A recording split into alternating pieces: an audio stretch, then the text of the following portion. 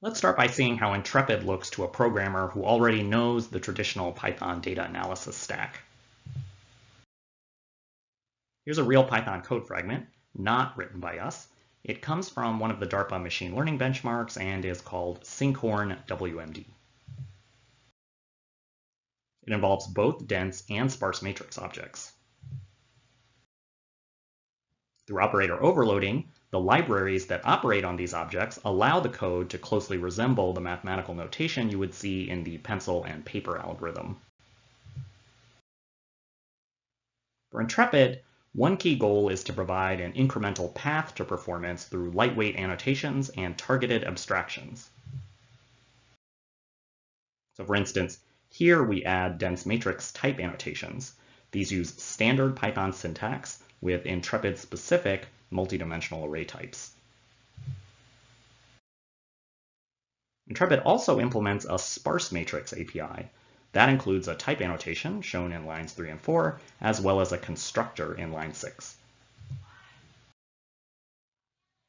The design of the Intrepid API tries to preserve what today's Python programmer expects.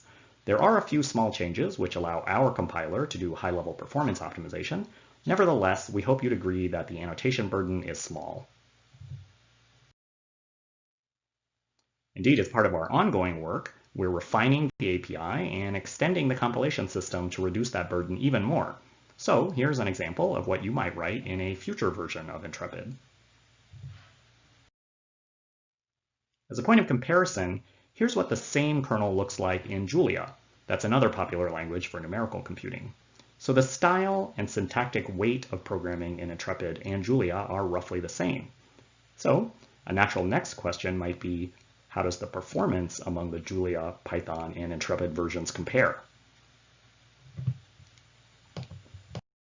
Now we show how an Intrepid program is compiled and executed eventually in our pipeline. In the first step, the Intrepid source code is compiled to C++ code by our compiler.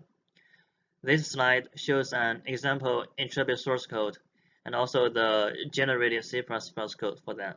So in the C++ code, there is this pydd shape function.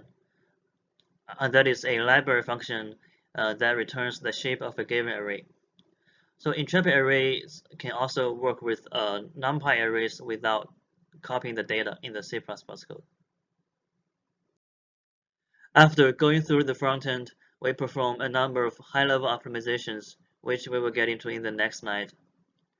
And after generating the C++ code, we can either compile it to a normal object code, or we can hand it to a Python C module compiler, which compiles it to a Python C module that can be used in Python code. Now I'd like to talk about a number of optimizations performed at the AST level and how they contribute to the performance improvement. The first optimization is looping variant code motion, which is a classic compiler optimization. Besides scalar variable assignments, in our case, we also need to consider assignments to array references and array elements. The second optimization is dense array operator fusion, which can improve data locality. The next optimization focuses on sparse array operations and tries to eliminate redundant computations for the zero elements in sparse arrays. Finally, the last optimization tries to reduce redundant memory allocations and recycle memory spaces. This table shows how much each optimization improves performance for each benchmark. Basically, it shows that all optimizations are important and no one is superior to all others, and also no optimization cause degradation for any benchmark.